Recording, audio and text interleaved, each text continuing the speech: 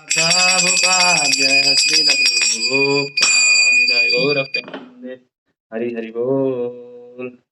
ओम नमो भगवते वासुदेवाय। ओम नमो भगवते वासुदेवाय। नमो भगवते वासुदेवाय। ओम नमो भगवते वासुदेवाय। ओम नमो भगवते वासुदेवाय। ओम नमो भगवते वासुदेवाय। हरे कृष्णा हरे कृष्ण कृष्णा कृष्णा हरे हरे, हरे राम राम राम हरे हरे। श्रील प्रभुपाद की जय। ग्रंथा श्रीमद् भागवतम की जय।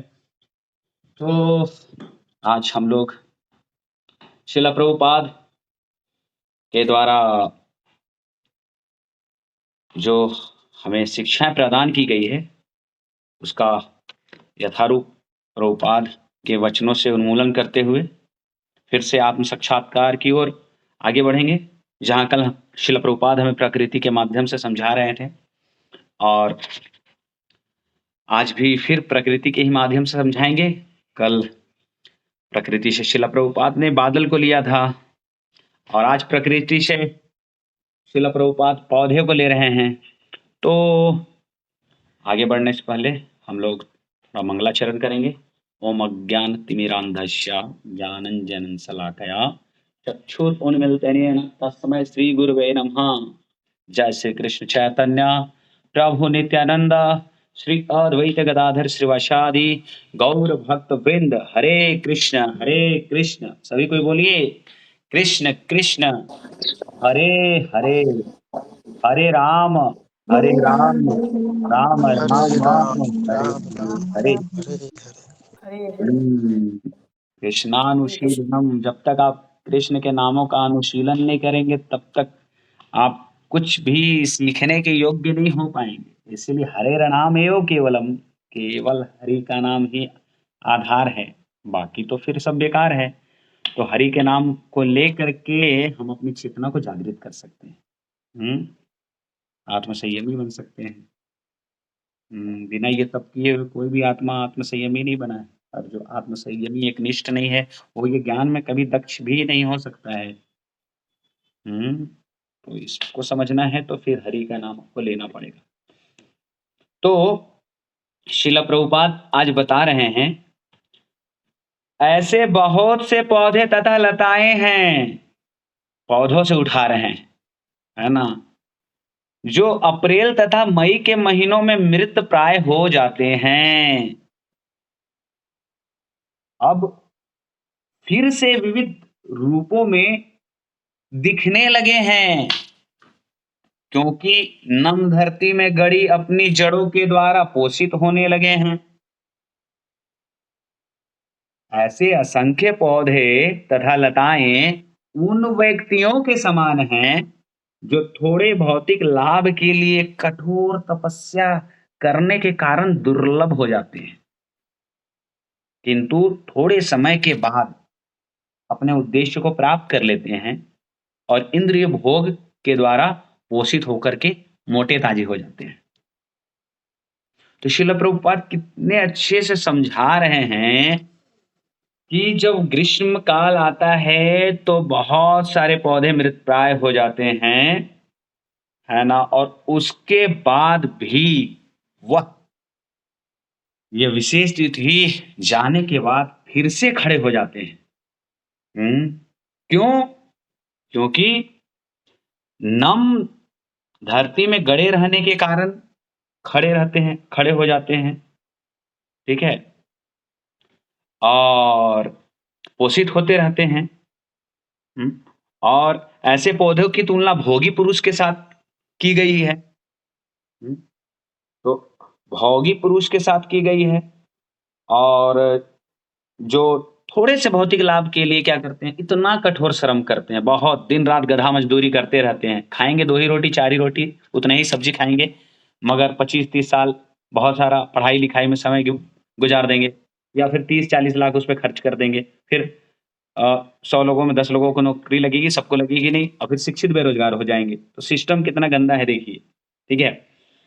तो मगर अंत में वो कुछ ना कुछ कर लेते हैं जिससे कि उनको भोग मिल जाता है अंत में, यानी 500, 600, 1000 कमा लेंगे जिससे कि उनका पेट चल जाएगा। ये पहले भी वो भगवान ने सब कुछ दिया था, मगर वो एक्स्ट्रा दिमाग लगा करके क्या कर रहे थे, भोग टेंडेंसी बढ़ा लिए थे, मुझे ये करना है, ये करना है, ये करना है, और मैं उतना पागल रहा और कुछ भी नहीं मिला अंत में, है ना। शिक्षित बेरोजगार हो गया, आज फिर उल्टा आकर के वो 500 रुपए में काम कर रहा हूँ, ठीक है। तो फिर क्या होता है कि थोड़े समय के बाद अपने उद्देश्य की प्राप्ति कर लेते हैं और फिर इंद्रिय भोग में से पोषित होने लगते हैं, यानी अधर्म का कमाई से वो पोषित होने लगते हैं एक तरह से, ठीक है, क्योंकि समाज में तो कुछ धर्म चल नहीं रहा है, ठीक है। तो वो क्या होते हैं, और फिर मोटे ताजे हो जाते हैं और फिर बीमार भी पड़ते हैं, ठीक है। तो अभी बहुत सारे लोगों को बीमारी है, कोई अछूता नहीं है, क्योंकि धर्म अधर्म है समाज में तो बीमारी तो होगी, है ना। हम तो भगवान के धाम में नहीं है, ठीक है। तो वैसी स्थिति में क्या है कि अभी आ, ये खेल निरंतर चलता रहता है, ठीक है। ये भावनाएं क्या होती है, निरंतर चलता रहता है, जिसपे श्रील प्रभुपाद बता रहे हैं कि श्रील प्रभुपाद बता रहे हैं कि यानी कि जब जब एक ब्रह्मा का दिन आता है, तब तब उदाहरण दे रहे हैं, जब जब ब्रह्मा का दिन आता है तो सब जीव प्रकट हो जाते हैं, और जैसे ही ब्रह्मा का दिन समाप्त होता है तो फिर निसहाय अवस्था में वो लीन हो जाते हैं, ठीक है। फिर मदमस्त हो जाते हैं, फिर लीन हो जाते हैं, ठीक है। तो वो सृष्टि के कारण वो क्या करते हैं, उस जगह ऐसे वो दिखते हैं, कभी प्रकट कभी अप्रकट, ठीक है, ऐसे दिखते हैं। तो अभी यह भोग इच्छा, भोग टेंडेंसी के कारण होता क्या है कि हम कभी ये काम करते दिखते हैं, कभी वो काम करते दिखते हैं, हम कुछ ना कुछ करते दिखते हैं भोग टेंडेंसी के कारण। क्योंकि भोग टेंडेंसी है तो मनुष्य तो बिना कुछ किए हुए नहीं रह सकता है, वो तो करेगा ही करेगा, नहीं करेगा ना तो उसको चैन नहीं मिलेगा, क्योंकि इच्छाएं हैं तो करना है, तो वो चीज है, ठीक है।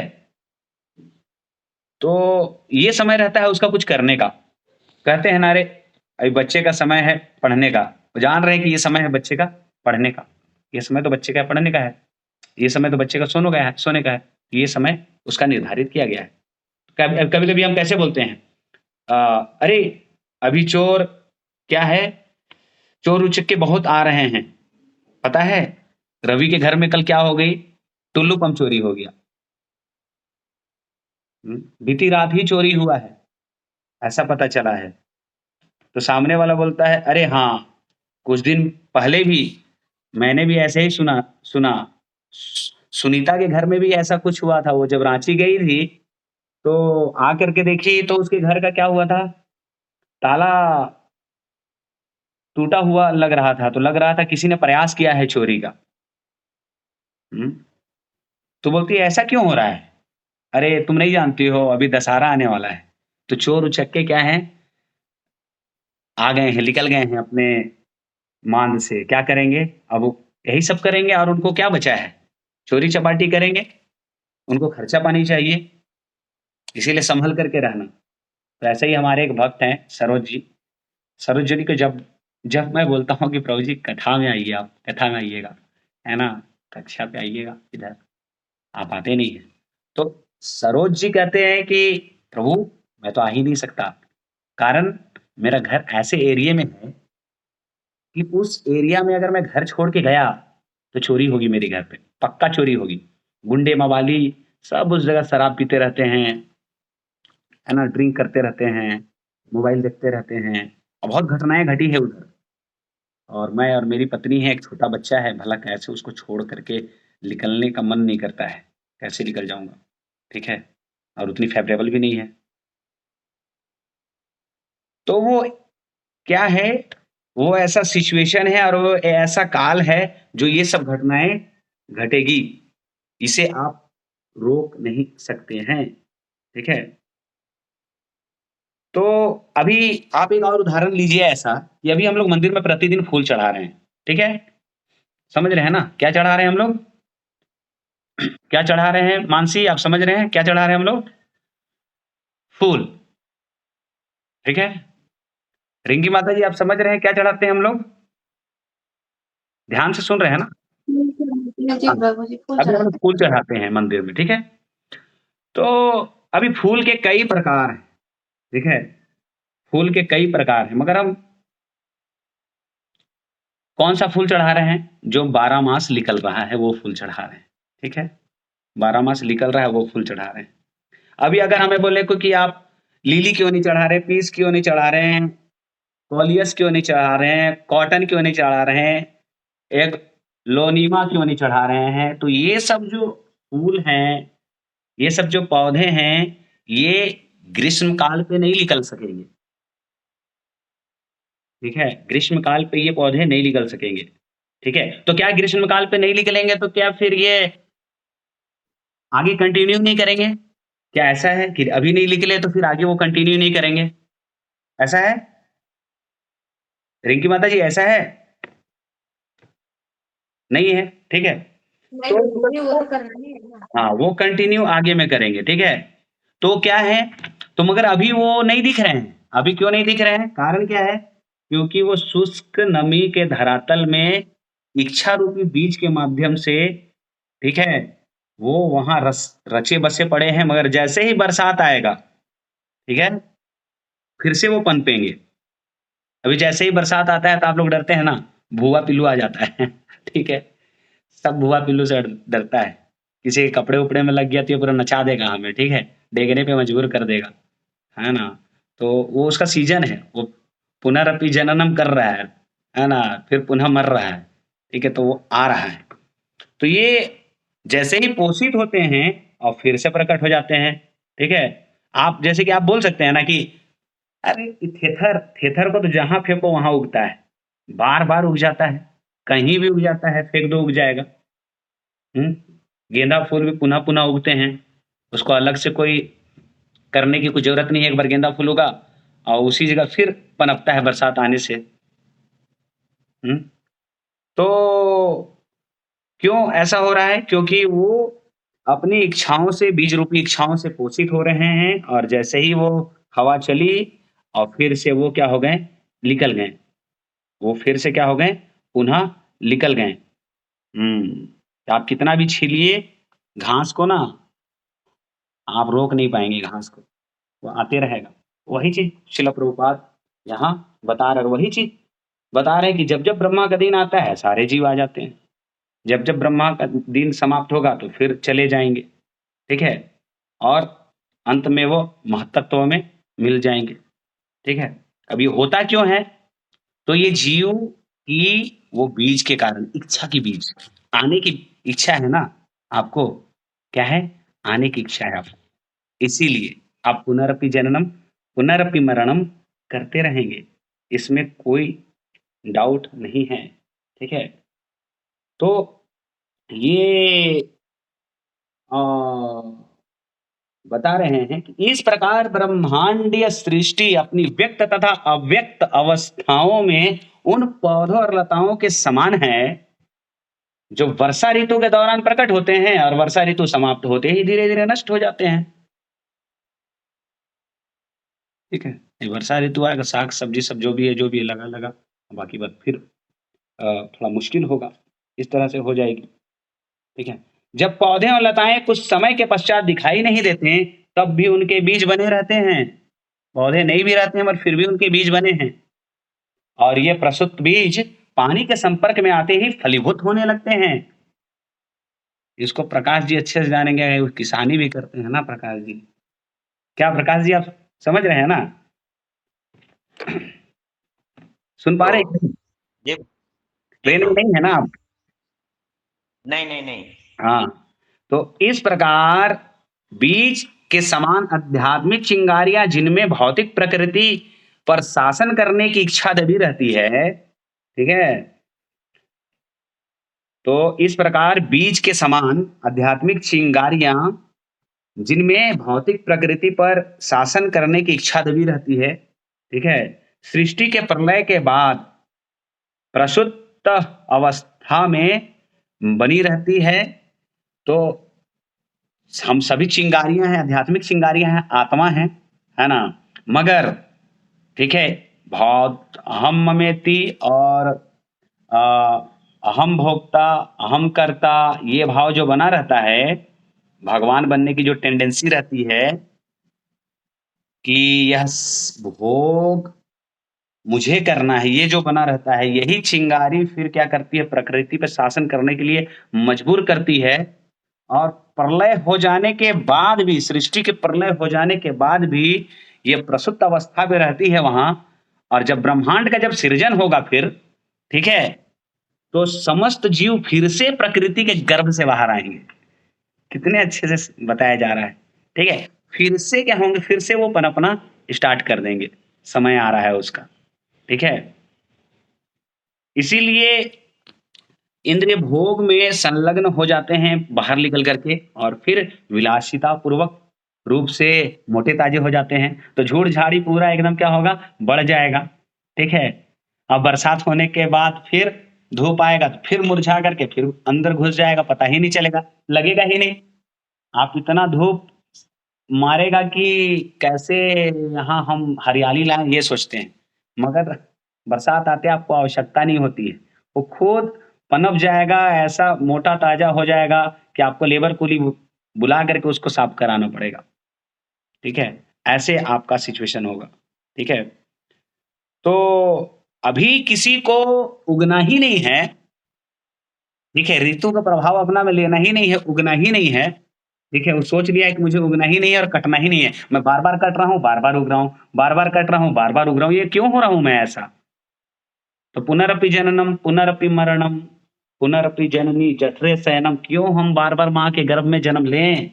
क्यों हम इतना दंश झेलें? 9 महीना कोख में हम क्यों रोएं? क्यों हम मल मूत्र के अंदर एक छोटे से थैले में लटके रहें, और फिर हम बड़े हो जाएं तो फिर हमें बीमारी पकड़ जाए, हर समय छोटे से लेके बुढ़ापे तक बीमारी हो, और बुढ़ापे का हम दर्द क्यों अपने आप को उपेक्षित समझें कि एक बूढ़े बैल के समान, जैसे बूढ़ा बैल उपेक्षित अपने आप को पाता है और उसे किसान बेच देता है कसाई घर में, तो वैसे ही एक बूढ़ा व्यक्ति घर में अपने आप को सोचता है कि उसकी कोई नहीं पूछते हैं, पोता पोती नाच रहे हैं, गा रहे हैं, खेल रहे हैं, और उनको कोई समय से कुछ नहीं पूछ रहा है उनके विषय पे। तो बहुत ही वो बूढ़ा व्यक्ति रोता है वृद्ध काल पे, ठीक है। तो हम ऐसा वृद्ध क्यों हों, बीमार क्यों हों, जन्म क्यों लें, हम ऐसे मृत्यु को क्यों प्राप्त हों, जिसमें मृत्यु आने पे हमारा मल मूत्र हम डर के मारे त्याग देते हैं, नरक चले जाते हैं, है ना? हमें यमदूत दिखते हैं, 42,000 बिच्छू काटने का डर लगता है, गरुड़ पुराण में बोलते हैं। तो हम ऐसे चीजों को क्यों हम आए, तो हम उसको काटना चाह रहे हैं ना, जन्म मृत्यु को हम ये काटना चाह रहे हैं। तो वही बोल रहे हैं कि इसके लिए विकृत रूपों से पूर्णतः शुद्ध होना पड़ेगा आपको, ठीक है, तब इच्छाओं की दमन होगी, ठीक है। और फिर क्या होगा, इच्छाओं की दमन होगी और इसको मिटाने का प्रयास करेंगे तो ये संभव है, नहीं तो इच्छाएं बहुत ही खतरनाक है, एक आत्मा को कहाँ कहाँ भटकाएगी। अभी तो इसी लोक में भटक रहे हैं ना, कहाँ कहाँ, कोई कभी खूंटी रह रहा है, कोई कभी रांची रह रहा है, कोई कभी लोहरदगा रह रहा है, कोई नानी घर रह रहा है, कोई मौसी घर रह रहा है, कोई लॉज रह रहा है, कोई हॉस्टल रह रहा है, कोई कल क्या बता कोई इंजीनियरिंग कॉलेज में रहेगा, कहाँ रहेगा, कितना भटकेगा और किस जगह वो फंसेगा, वो कहना बड़ा दुर्लभ है। क्या उसे मिलेगा, नहीं मिलेगा, क्या चीजें होगी पता नहीं है, ठीक है। क्यों, ये इच्छा के कारण, इच्छा उसे नचा रही है, ठीक है, इच्छा नचा रही है तो वो नाच रहा है। जैसे बंदर नाचता है डमरू नचाने से, जिधर डमरू लगाइएगा उधर बंदर फिर अपना कर्तव्य दिखाना चालू करेगा, ठीक है, क्या है कि उसको पेट भरना है, पैसा चाहिए, नहीं तो कैसे होगा, ठीक है। तो भगवान के सिस्टम में भरोसा नहीं है, आधुनिक सभ्यता में ज्यादा भरोसा है, तो फिर हमें कला कौशल तो नहीं चाहिए, सामान्य जीवन, सादा जीवन, उच्च विचार नहीं चाहिए, ठीक है। आधुनिकता भरा हमें जीवन चाहिए, विलासिता पूर्वक जीवन चाहिए, तो उसके लिए हम बहुत ज़्यादा गधा मजदूरी करते हैं, बता रहे हैं, ठीक है? कठोर तपस्या के कारण दुर्लभ हो जाते हैं, थक जाते हैं, निराश, परेशान हो जाते हैं। तो हम भी थक जा रहे हैं, निराश हो रहे हैं, परेशान हो रहे हैं। क्यों? बिल्डिंग बनाना है, घर बनाना है, कार सब खरीद रहा है, कार भी खरीदना है, 4 LIC भी तो रखना पड़ेगा। कैसे जीवन के पहले और जीवन के बाद कैसे सुरक्षित रहेंगे? कौन सुरक्षित रखेगा? कुत्ता भी तो पालना पड़ेगा, कोई चोरी करेगा तो। हाँ, कुत्ता भी पालना पड़ेगा, नहीं तो कैसे ही हम अपने आप को बचा पाएँगे? तो इस तरह से जीवात्मा अपने आप को हमेशा भौतिक बंधन में बाँधे रहता है, ठीक है? इस तरह से जीवात्मा क्या करता है? अपने आप को भौतिक बंधन में बाँधे रहता है। तो हमें इस चीज़ों को समझना चाहिए, ठीक है? श्रील प्रभुपाद छोटा-छोटा उदाहरण से बहुत बड़ी-बड़ी बातें हमें बता रहे हैं। तो इन बड़ी-बड़ी बातों को हमें क्या करना चाहिए? समझना चाहिए, जिससे कि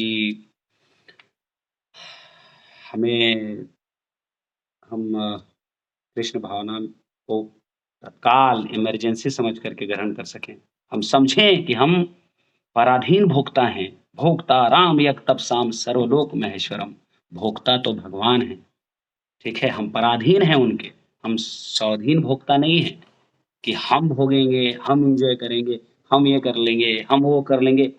ये संबंध ज्ञान नहीं होने के कारण ये हो रहा है, क्योंकि आप अपने स्वरूप को ही नहीं समझ पा रहे हैं। मैं कौन हूँ अगर कोई व्यक्ति ये जान जाएगा ना, तो वो फिर समझ जाएगा जीवे रे स्वरूप होय कृष्ण नित्य दास। मैं सेवक हूँ, मैं भगवान का पुत्र हूँ। अब वो इस जगह से अपना जर्नी चालू करेगा, चलने के लिए। हाँ, भगवान का पुत्र हूँ तो भगवान जो बोलेंगे वो ना करूँगा।